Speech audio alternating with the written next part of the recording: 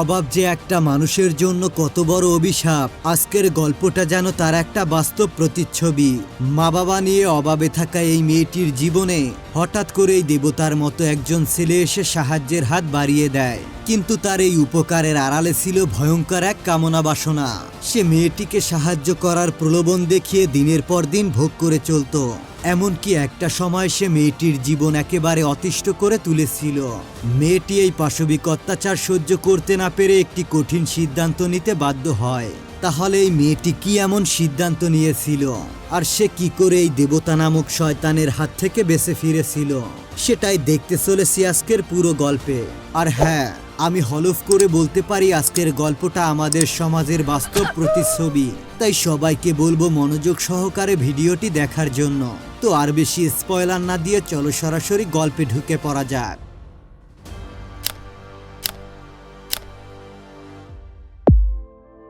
সিনেমার শুরুতেই আমরা দেখতে পাই একদিন সকালবেলা কয়েকজন বন্ধুরা মিলে সবাই আড্ডা দিচ্ছিল। এই যে ছেলেটিকে দেখতে পাচ্ছেন তার নাম হলো জয়। সে আমেরিকাতে পড়াশোনা শেষ করে নিজের মাতৃভূমিতে ফিরে এসেছে।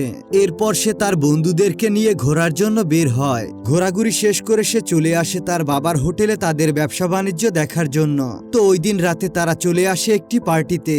এখানে আঞ্চলিক নৃত্যর ব্যবস্থা ছিল। হোটেলের স্টাফ এবং বাচ্চারা সবাই মিলে ডান্স করছিল। জয় এবং তার বন্ধুরা সেখানে অ্যাটেন্ড করে। জয়ের এখানে নজর পড়ে তৃষ্ণার উপর। ড্যান্স শেষ করে জয় তৃষ্ণার সাথে কথা বলে। কথায় কথায় জানতে পারে তৃষ্ণা এখানে পার্মানেন্ট নয়, যে কোনো সময় তার চাকরি চলে যেতে পারে। তৃষ্ণার বয়স মাত্র 19 বছর। তার পারিবারিক অবস্থা তেমন একটা ভালো না হওয়ার কারণেই মাঝে মধ্যে তাকে এখানে কাজ করতে আসতে হয়। তো কাজকর্ম শেষ করে সে তার বান্ধবীর সাথে বাসায় ফিরছিল। ঠিক তখনই রাস্তায় জয়ের সঙ্গে তার আবারও দেখা হয়ে যায়। এরপর জয় তাকে এবং তার বান্ধবীকে বাসায় পৌঁছে দেয়। বাসায় ফিরে তৃষ্ণা ডান্স করতে থাকে এবং এমনকি তার বাসায় থাকা বাচ্চাদেরকেও সে ডান্স শেখায়। তখনই সেখানে তৃষ্ণার বাবাও ফিরে আসে। আসলে তৃষ্ণার বাবা দোকানে দোকানে সবজি দিয়ে আসতো। এমনকি তার বাবার একটি গাড়িও ছিল। সে প্রতিদিন সকালবেলা বাসা থেকে বের হতো এবং রাত্রে বাসায় ফিরে আসতো। তো সকাল হতেই তৃষ্ণা এবং তার বাবা কাজে বেরিয়ে পড়ে। জীবিকার তাগিদে প্রতিদিনের মতো তার মালামালগুলো গাড়িতে তোলে এবং সেই মালামালগুলো নিরাপদে রাখার দায়িত্ব ছিল তৃষ্ণার। তৃষ্ণার বাবা অনেক বেশি পরিশ্রম করার কারণে তার শরীরটা খুবই ক্লান্ত হয়ে পড়েছিল। গাড়ি চালাতে চালাতে তার বাবার চোখে ঘুম ঘুম ভাব চলে আসে। তখনই সামনে থেকে আসা একটি ট্রাকের সঙ্গে ধাক্কা লেগে তার অ্যাক্সিডেন্ট হয়ে যায়। তারা দুজনে খুবই আহত হয়। গ্রামবাসীরা জড়ো হয়ে তাদেরকে একটি হসপিটালে ভর্তি করায়। এর ফলে তৃষ্ণার একটি হাত ভেঙে যায়। ডাক্তার সেখানে তাকে প্লাস্টার করিয়ে দেয়, কিন্তু তার বাবা মাথা এবং বুকে আঘাত পাওয়ার কারণে সুস্থ হতে কিছুদিন সময় লাগবে বলে ডক্টর জানায়। পরে জয় তার বন্ধুদেরকে এয়ারপোর্টের দিকে এগিয়ে দিতে যাচ্ছিল। সে যাওয়ার পথে তৃষ্ণার বাড়ির সামনে এসে দাঁড়ায় এবং জয় তৃষ্ণার সঙ্গে কথা বলে। তৃষ্ণার অবস্থা দেখে জয় তাকে জিজ্ঞাসা করে কি হয়েছিল। তৃষ্ণা তখন জয়কে সবকিছুই খুলে বলে। সবকিছু শোনার পর জয় বলতে থাকে, আমার বাবার জয়পুরে অনেক বড় একটা হোটেল রয়েছে, তুমি চাইলে সেখানে কাজ করতে পারো, আমি তোমার কাজের ব্যাপারে কথা বলবো। তৃষ্ণা জয়ের এমন মানবিক কথা শুনে খুবই খুশি হয়। এরপরে জয় চলে যায় তার বন্ধুদেরকে নিয়ে এয়ারপোর্টের দিকে। এভাবে করে অনেকটা দিন পার হয়ে যায়। একদিন হঠাৎ করেই তার কাছে একটি লেটার চলে আসে জয়পুরের একটি হোটেল থেকে। এমনকি সেখানে যাওয়া আসা করার জন্য কিছু টাকাও ভাড়া ছিল। তৃষ্ণা প্রথমে খুবই ভয় পাচ্ছিল, কিন্তু তার পরিবারের কথা যখন তার মাথায় আসে তখন তার সকল ভয় দূর হয়ে যায়। পরের দিন সকালবেলা সবাইকে বিদায় জানিয়ে সে জয়পুরের উদ্দেশ্যে বের হয়ে যায়। গ্রামের আঁকাবাঁকা রাস্তা পাড়ি দিয়ে সে চলে আসে জনবহুল এলাকা জয়পুরে। জয়পুরের বাস স্ট্যান্ডে নেমে সে জয়কে ফোন করে এবং সে তাকে জানায় সে জয়পুরে চলে এসেছে। একটু পরেই জয় বাইক নিয়ে চলে আসে তাকে রিসিভ করার জন্য। জয় এখানে তৃষ্ণার ব্যাগগুলো লাকেজ কাউন্টারে রেখে দিতে বলে, আর বলে আমার ড্রাইভার এসে এগুলো নিয়ে যাবে। এরপরে সে তাকে বাইকে করে নিয়ে অনেকটা পথ পাড়ি দিয়ে চলে আসে তাদের হোটেলে। এটা কোনো সাধারণ হোটেল ছিল না, এটা কোনো এক সময় কোনো এক রাজার রাজপ্রাসাদ ছিল। যেহেতু এখানে তৃষ্ণার হাতে প্লাস্টার লাগানো ছিল তাই সে কোনো ভারী কাজ করতে পারবে না। এজন্য জয় তাকে খুব সহজে একটি কাজে দিয়ে দেয়। আসলে সেটা হলো বাগানে থাকা পাখিদের দেখাশোনা করা। তৃষ্ণা তার কাজটা খুব ভালোভাবেই করছিল, কিন্তু সে তো জানতো না সেও পাখির মতো একটি খাঁচায় বন্দী হতে চলেছে। ধীরে ধীরে এখানকার কাজ আর পরিবেশের সঙ্গে তৃষ্ণা নিজেকে মানিয়ে নিতে শিখে যায়। এরপরে একদিন জয় তাকে নিয়ে চলে আসে একটি হসপিটালে এবং এখানে তার হাতে থাকা প্লাস্টারটি কেটে ফেলা হয়। এরপরে আমরা নতুন এক তৃষ্ণাকে দেখতে পাই। এরপর সে খুবই মনোযোগ সহকারে হোটেলে কাজ করতে শুরু করে দেয়। একটি লোক তাকে হোটেলের সকল কাজকর্ম বুঝিয়ে দেয়। আসলে তৃষ্ণা এখানে ফুল টাইম ওয়েটার হিসেবে জয়েন হয়েছে। হোটেলের কাজগুলো সে খুব সুন্দরভাবে করছিল, কিন্তু আমরা দেখতে পাই জয় সব সময় তাকে নজরে নজরে রাখছিল। তাকে দেখে মনে হয় সে যেন সব সময় তার আশেপাশে থাকতে চায়। সে সব সময় তৃষ্ণাকে তার নজরে নজরে রাখে। জয় এখানে তৃষ্ণাকে খুশি করার জন্য তার রুমে একটি টিভিও লাগিয়ে দেয়। এতে করে তৃষ্ণা খুবই খুশি হয়ে যায়। আর এভাবে কেটে যায় কয়েকটা দিন। হুট করে একদিন ব্রিটেন থেকে তার বাবা হোটেলে চলে আসে। জয় তার বাবার সঙ্গে তৃষ্ণার পরিচয় করিয়ে দেয় এবং বলতে থাকে আমার প্রিয় পাখিগুলোর খেয়াল তৃষ্ণাই রেখেছিল। তারপরে জয়ের বাবা তৃষ্ণাকে নিয়ে সেই পাখির খাঁচার সামনে আসে। জয়ের বাবার অনেক বয়স হয়ে গিয়েছিল, যার কারণে সে চোখে তেমন একটা দেখতে পায় না। এখানে জয়ের বাবা বলে আমার ছেলে তোমার অনেক প্রশংসা করেছে, এমনকি সে তাকে এটাও বলে তৃষ্ণা তুমি অনেক সুন্দরী। যেহেতু এখানে জয়ের বাবা ঠিকঠাক মতো দেখতে পায় না, তাই সে তৃষ্ণার চেহারায় হাত বুলিয়ে তার সৌন্দর্য দেখার চেষ্টা করে। এখানে জয়ের বাবা তৃষ্ণাকে একটি অদ্ভুত কথা বলে। সে বলে আমার ছেলে কি তোমার ঠিকঠাক মতো খেয়াল রাখে? কথাটি শুনতে পেয়ে তৃষ্ণা খুবই অবাক হয়ে যায়। সে মনে মনে ভাবতে থাকে জয় কেন আমার খেয়াল রাখবে? সে তো আমাকে চাকরি দিয়ে আমার বড় একটা উপকার করেছে। তো যাই হোক, সে কিছুই না বলে চুপচাপ থাকে। এরপরে জয়ের বাবা আবারও ব্রিটেনে চলে যায়, কিন্তু তার বাবা চলে যাওয়ার পর থেকে তৃষ্ণার প্রতি তার ব্যবহার চেঞ্জ হতে শুরু করে। সে আরো বেশি চেষ্টা করে তৃষ্ণার কাছে যাওয়ার জন্য। তারপর থেকে তৃষ্ণা শুধুমাত্র জয়ের রুমে খাবার নিয়ে যেত, আর সেই সময় জয় বিভিন্ন বাহানায় তৃষ্ণাকে স্পর্শ করার চেষ্টা করত। এখানে তৃষ্ণা এটা খুব ভালোভাবেই বুঝতে পারে যে জয় তাকে পছন্দ করতে শুরু করেছে, কিন্তু তৃষ্ণা কিছুটা কনফিউশনে ছিল। সে জয়কে খুব ভালোই মনে করত, কিন্তু তারপরও তার ভিতরে একটা ভয় কাজ করতে থাকে যে সে তো অনেক বড় একটি হোটেলের মালিক, তার সাথে কি আমার কোনোভাবেই যায়? সে যদি শুধুমাত্র আমাকে তার চাহিদা মেটানোর জন্য ব্যবহার করে? এই সকল প্রশ্ন ঘুরপাক খেতে থাকে তৃষ্ণার মাথায়। তো এরপরে একদিন খাবার দিতে চলে যাওয়ার সময় জয় হঠাৎ করে তাকে বলে আমি তোমাকে এই হোটেলের ম্যানেজারের কোর্সে ভর্তি করাতে চাই, এতে করে তোমার জীবনটা পাল্টে যেতে পারে। কথাটা শুনতে পেয়ে তৃষ্ণা খুবই খুশি হয়। যাই হোক, এরপরে জয় তাকে ম্যানেজারের কোর্সে ভর্তি করিয়ে দেয়। কয়েকটা দিন ক্লাস করার পর হঠাৎ করে একদিন তৃষ্ণা এসে জয়কে জানায় জয় আমার একদিন ছুটি লাগবে। কারণ জানতে চাইলে তৃষ্ণা তাকে বলে আমার বান্ধবীর বিয়েতে যেতে হবে। যাই হোক, এটা শুনতে পেয়ে জয় তখন তৃষ্ণাকে ছুটি দিয়ে দেয়। তারপরে তৃষ্ণা তার বান্ধবীর বিয়েতে চলে আসে। এখানে সবাই মিলে খুবই এনজয় করে। এরপর রাতের বেলায় সে যখন বাসায় ফিরে যাচ্ছিল, তখন তার পিছনে দুটি বকাটি ছেলে লেগে পড়ে। তৃষ্ণা দ্রুত হেঁটে সেখান থেকে চলে যেতে চায়। ছেলেগুলো তার হাত ধরে টানা হিচড়া করতে শুরু করে দেয়। ঠিক তখনই সেখানে হাজির হয় জয়। জয় তাকে বাইকে করে সেখান থেকে নিয়ে চলে যায়। আসলে তৃষ্ণা যখন বুঝতে পেরেছিল দুটি ছেলে তাকে ফলো করছে, তখন সে জয়কে ফোন করে বিষয়টি জানিয়ে দিয়েছিল। যাই হোক, এরপর সে তাকে সেখান থেকে বাসার দিকে নিয়ে যাচ্ছিল। যাওয়ার পথে তারা মাঝ রাস্তায় তাদের গাড়িটিকে থামায়। তারপর সে তৃষ্ণাকে কিস করতে শুরু করে। তৃষ্ণাও নিজেকে আটকে রাখতে পারে না। এরপর দুজনে একে অপরকে কিস করতে শুরু করে এবং দুজনে এখানে প্রথমবারের মতো ইন্টিমেট হয়। রাতে বাসায় ফিরে তৃষ্ণা অনেক কান্নাকাটি করতে থাকে। সে ভাবতে থাকে এটা কোনো ভালোবাসা নয়, এটা শুধুমাত্র একটা টাইম পাস। জয় তাকে কখনোই ভালোবাসেনি, শুধু ভোগ করার জন্যই তাকে কাছে পেতে চেয়েছিল। তৃষ্ণা তখন সিদ্ধান্ত নেয় সে এখানে আর থাকবে না, যার কারণে সে সকালবেলা তার ব্যাগপত্র গুছিয়ে সেখান থেকে বের হয়ে যায়। সে এই বিষয়টি জয়কেও জানায় না। আঁকাবাঁকা রাস্তা আর একের পর এক গাড়ি চেঞ্জ করে সে আবারও চলে আসে তার নিজের গ্রামে। অনেকদিন পর মেয়েকে কাছে পেয়ে তার বাবা মাও খুশি হয়ে যায়। কিন্তু যখন তারা জানতে পারে তৃষ্ণা চাকরিটি একেবারে ছেড়ে দিয়ে এসেছে, তখন সবার মন খুবই খারাপ হয়ে যায়, কারণ তার বাবা এখনো সম্পূর্ণ সুস্থ হয়নি। তার বাবার চিকিৎসার খরচের পাশাপাশি রয়েছে তাদের ঋণের বোঝা। তারা এগুলো কি করে শোধ করবে? তৃষ্ণা বলে, চিন্তা করো না, আমি মানুষের ক্ষেত খামারে কাজ করে টাকা ইনকাম করব, কিন্তু তারপরও আমি সেখানে আর যাব না। যাই হোক, এভাবেই কয়েকটা মাস কেটে যায়। বাবা মা এবং বোনদের সাথে তার হাসি খুশি দিন কাটছিল। একদিন হঠাৎ করে জমিতে কাজ করতে গিয়ে তার বমি শুরু হয়। সে প্রথমে এই বিষয়টিকে নরমাল ভাবে নিয়েছিল, কিন্তু যখন তার মা বিষয়টি জানতে পারে যে 3 মাস ধরে তার কোনো পিরিয়ড হচ্ছে না, তখন সে তাকে দ্রুত হসপিটালে নিয়ে যায়।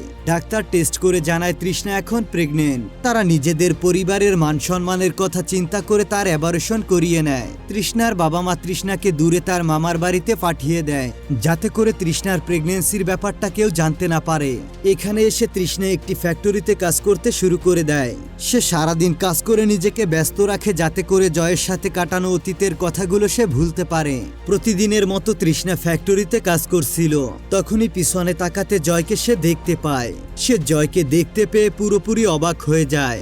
আসলে তৃষ্ণা যখন কাউকে না বলে চলে এসেছিল, তখন জয় তার গ্রামে গিয়ে সবার থেকে খবর নিয়ে জানতে পারে তৃষ্ণা এই গ্রাম ছেড়ে চলে গিয়েছে। জয় এখানে তৃষ্ণাকে অভিমান করে বলে, তুমি কেন চলে এসেছিলে? তুমি আমাকে কেন জানাওনি যে তুমি চলে আসবে? আমি তোমাকে অনেকবার কল করেছিলাম, কিন্তু তোমার নাম্বারটা বন্ধ ছিল। তুমি কেন এমন করছো? তুমি আমাকে ভয় পেও না, আমি সব সময় তোমার পাশে থাকবো। জয় তখন তাকে বলে, আমি মুম্বাই যাচ্ছি নতুন প্রজেক্টের কাজ শুরু করতে, আমি চাই তুমিও আমার সাথে যাবে। জয়ের মিষ্টি মিষ্টি কথায় এখানে তৃষ্ণার আবারও মন গলে যায়। সে ভাবতে থাকে হয়তো সে জয়কে বুঝতে ভুল করেছে।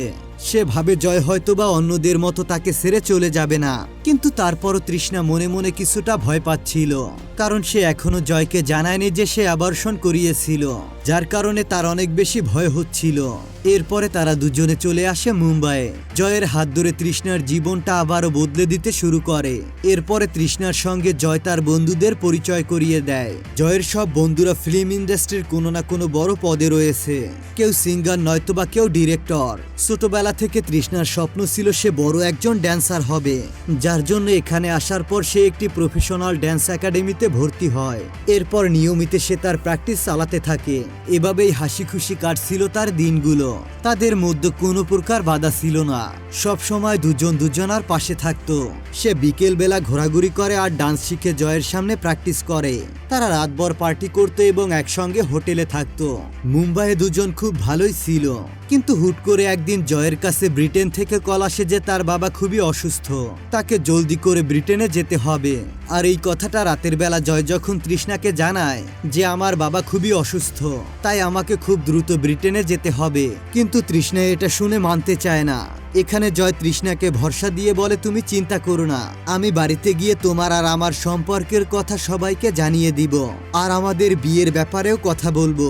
এই কথা শুনে তৃষ্ণা বেশ অবাক হয়ে যায়। সে ভাবতেই পারেনি জয় তাদের বিয়ের কথা বলবে। তখনই তৃষ্ণা ঠিক করে সে জয়কে তার গোপন কথাটি বলে দিবে। সে জয়কে বলে, আমি তোমার থেকে একটি কথা লুকিয়েছিলাম। আমরা যখন প্রথমবার ইন্টিমেট হয়েছিলাম তখন আমি প্রেগনেন্ট হয়ে গিয়েছিলাম, কিন্তু আমি সেই বাচ্চাটিকে অ্যাবর্শন করিয়ে ফেলেছি। আসলে তৃষ্ণা চাচ্ছিল তাদের বিয়েটা হবে সত্য দিয়ে, আর তৃষ্ণা যদি এটা লুকাতো তাহলে হয়তোবা জয়কে ধোঁকা দেওয়া হতো, যার জন্য সে জয়কে ভালোবেসে তার গোপন কথাটি বলে দেয়। এখানে তৃষ্ণার ভাবনার ফল ভিন্ন হয়। জয়ের রিয়াকশন ছিল অন্যরকম। জয় যখন জানতে পারে যে তৃষ্ণা তার বাচ্চা নষ্ট করে ফেলেছে, তখন সে ভীষণ রেগে যায়। জয় তখন তাকে বলে, তুমি এত বড় একটা সিদ্ধান্ত কিভাবে একা নিলে? আমাকে একটাবারও জানানোর প্রয়োজন মনে করলে না? যাই হোক, এর পরের দিন সকালবেলা সে যখন নিজের ব্যাগপত্র গুছিয়ে ব্রিটেনের উদ্দেশ্যে রওনা দিবে, তখন সে হঠাৎ করে তৃষ্ণাকে কিছুটা ইগনোর করতে শুরু করে। যাওয়ার আগে জয় এখানে তৃষ্ণাকে কিছু টাকা দিয়ে বলে, আমি জলদি করে ফিরে আসব। কিন্তু এখানে জয় জলদি তো আর আসেই না, বরং সে তৃষ্ণার সঙ্গে যোগাযোগ করাও বন্ধ করে দেয়। একদিন 2 দিন করে এভাবে কেটে যায় কয়েকটা মাস। এই কয়েকদিনের ভিতরে জয় তৃষ্ণাকে 1 মিনিটের জন্য কল দেয়নি। তৃষ্ণা তার সঙ্গে যোগাযোগ করতে চাইলেও কোনোভাবে যোগাযোগ করতে পারেনি। কয়েকদিন পর হুট করে তাদের বাড়ির মালিক চলে আসে এবং বলতে থাকে তাদের বাড়ি ভাড়ার সময় শেষ হয়ে গিয়েছে। সামনের মাস থেকে তাদের এই ঘরে নতুন ভাড়াটিয়া আসবে, তাই জলদি করে বাড়িটি খালি করে দাও। এখানে তৃষ্ণা জানতোই না যে জয় এটা ভাড়ায় নিয়েছিল, আর জয় কখনো এই ব্যাপারে তাকে কখনো বলেনি। তো কি আর করার, তৃষ্ণাকে এই বাড়িটি ছেড়ে দিয়ে ডান্স গ্রুপের মেম্বারদের সঙ্গে একটি ফ্ল্যাটে উঠতে হয়। এখানে যতই দিন যেতে থাকে জয়ের প্রতি তৃষ্ণার চিন্তা ভাবনা বদলাতে থাকে। সে ভাবতে শুরু করে জয় হয়তো বা তাকে ব্যবহার করেছে। রাজস্থানে জয় তাকে পছন্দ করে এরপরে চাকরির লোভ দেখিয়ে শহরে নিয়ে এসেছে, আর মিষ্টি মিষ্টি কথা বলে তাকে পটিয়ে ব্যবহার করেছে। এখন তার মন ভরে গিয়েছে বলে ছুঁড়ে ফেলে দিয়েছে। তৃষ্ণাও চিন্তা করে সে আবারও নতুন করে তার জীবনটাকে সাজিয়ে নিবে। এর কয়েক মাস পরে জয় হুট করে তাকে ফোন করে আবারও দেখা করতে বলে এবং দেখা করে সে তৃষ্ণার কাছে ক্ষমা চায়। জয় বলতে থাকে আমার বাবার অবস্থা খুবই খারাপ ছিল, তাই তাকে নিয়ে হসপিটালে দৌড়াদৌড়িতে খুবই ঝামেলায় ছিলাম, তাই তোমার সঙ্গে আমি যোগাযোগ করতে পারিনি, প্লিজ আমাকে ক্ষমা করে দাও। জয় বলে এখন থেকে আমাকে জয়পুরের সেই হোটেলটিকে দেখাশোনা করতে হবে, এই কারণে আমরা আবারও রাজস্থানের জয়পুরে চলে যাব। এরপরে জয় বলতে থাকে আমার পরিবারের সামনে তোমাকে নিয়ে যাওয়া ঠিক হবে না, আর তোমাকে বিয়ে করাটাও আমার পক্ষে সম্ভব নয়, কিন্তু আমি তোমাকে ছাড়া থাকতেও পারবো না। আমি চাই তুমি আমার সঙ্গে সেখানেই থাকবে, আমি তোমাকে সেখানে একটি চাকরি দিয়ে দিব। এখানে তৃষ্ণা এটাও পরিষ্কারভাবে বুঝতে পারে জয় তাকে ব্যবহার করার জন্য সারা জীবন তাকে তার পাশে রাখতে চাইতো, কিন্তু বউ হিসেবে নয় বরঞ্চ দাসী হিসেবে। তৃষ্ণা এটাও বুঝতে পারে যে জয় কখনো তাকে ভালোবাসেনি, সে ভালোবাসে শুধু তার দেহটাকে, শুধু তাকে ব্যবহার করার জন্য এই সকল বাহানা। এখানে তৃষ্ণা জয়ের সঙ্গে আবারও জয়পুরে চলে আসে, কিন্তু এখানে জয় মুম্বাইতে যেমন করে তৃষ্ণাকে সম্মান করত আর ভালোবাসতো, সে তার প্রতি এমনটা আর করে না। সে শুধুমাত্র তার সঙ্গে ফিজিক্যালি মিট করতে চায়। জয় প্রতিদিন অ্যাডাল্ট বই পড়তো, আর সেই সবকিছু প্রতিদিন রাতে তৃষ্ণার উপরে এক্সপেরিমেন্ট করত। জয় যখন এখানকার ট্রেডিশনাল ড্রেসে তৃষ্ণাকে দেখতে দেখতে মন ভরে যায়, তখন সে মুম্বাই থেকে তৃষ্ণার জন্য ওয়েস্টার্ন ড্রেস অর্ডার করে, আর রাতের বেলায় জয় তৃষ্ণাকে সেই ড্রেসগুলো পরিয়ে তার সামনে নাচায়, যেটা তৃষ্ণার একদমই পছন্দ নয়। তৃষ্ণা খুব ভালো করে বুঝে গিয়েছিল সে কখনো জয়ের থেকে পালিয়ে বাঁচতে পারবে না, কারণ এর আগে যখন সে জয়ের থেকে পালিয়ে গিয়েছিল জয় কোনো না কোনো ভাবে তাকে খুঁজে বের করে আবারও নিজের কাছে নিয়ে এসেছিল। তৃষ্ণা বুঝতে পারে সে সহজে এখান থেকে বের হতে পারবে না, যার কারণে সে একটি প্ল্যান করে। এরপরে একদিন জয় যখন তৃষ্ণার সঙ্গে ইন্টিমেট হওয়ার পর আরামে ঘুমাচ্ছিল, তখন তৃষ্ণা চুপে চুপে কিচেন রুমে চলে যায় এবং খাবারের আড়ালে লুকিয়ে নিয়ে আসে একটি ধারালো ছুরি, কিন্তু জয় তখনও আরামে ঘুমাচ্ছিল। তৃষ্ণা ধীরে ধীরে তার বুকের উপর চেপে বসে এবং তার বুকের ভিতরে ঢুকিয়ে দেয় সেই ধারালো অস্ত্রটা। এতদিনের সকল অত্যাচার সহ্য করতে না পেরে সে আবারও একটি স্টেপ করে তার বুকের উপর। এরপর জয়ের যখন চোখ বন্ধ হয়ে যায়, তখন সে কিচেন রুমে গিয়ে ছুরিটি সুন্দর করে ধুয়ে নিজের ব্যাগপত্র গুছিয়ে সে সেখান থেকে বের হয়ে চলে আসে নিজের আপন ঠিকানায়। পুরো রাস্তায় সে ভেবেছিল হয়তো এখনই পুলিশ তাকে ধরে ফেলবে, কিন্তু অবাক করা বিষয় হলো তার মৃত্যুতে কোনো নিউজ কিংবা পুলিশ তার বাড়িতে আসেনি তাকে ধরার জন্য। এরপর একদিন তৃষ্ণা তার ছোট ভাই বোনকে স্কুলে পৌঁছে দেয়। ভাই বোনকে স্কুলে পৌঁছে দিয়ে সে আর বাড়িতে ফিরে যায় না, সে চলে আসে একটি পাহাড়ের চূড়ায়। এখানে এসে তৃষ্ণা সেই ব্যাগ থেকে ছুরিটিকে বের করে। সে ভাবতে থাকে আজকে না হয় কাল তাকে পুলিশের কাছে ধরা পড়তেই হবে, তাকে যদি পুলিশ ধরে নিয়ে যায় তাহলে তার পরিবারের কি হবে। এই সকল কথা ভেবে সে ছুরিটি দিয়ে নিজের প্রাণ নিজেই নিয়ে নেয়। আর এখানে এই অসাধারণ মুভিটির সমাপ্তি হয়। সিনেমার গল্পের ব্যাপারে বলতে গেলে একটি অসহায় মেয়েকে টাকার লোভ দেখিয়ে একজন বৃত্তশালী লোকের ছেলে ব্যবহার করেছে, আর আমাদের বর্তমান সমাজে এরকম অহরহ ঘটে আসছে। আমরা যদি একটু পরোক্ষভাবে খেয়াল করি তাহলে আমাদের আশেপাশে এই ঘটনা দেখতে পারবো। তো বন্ধুরা, এই গল্প নিয়ে তোমাদের কোনো মতবাদ থাকলে তা অবশ্যই কমেন্টে জানাতে পারো। দেখা হবে পরবর্তী ভিডিওতে। ততক্ষণ পর্যন্ত ভালো থাকবে, সুস্থ থাকবে এই কামনা করে এখানেই শেষ করছি।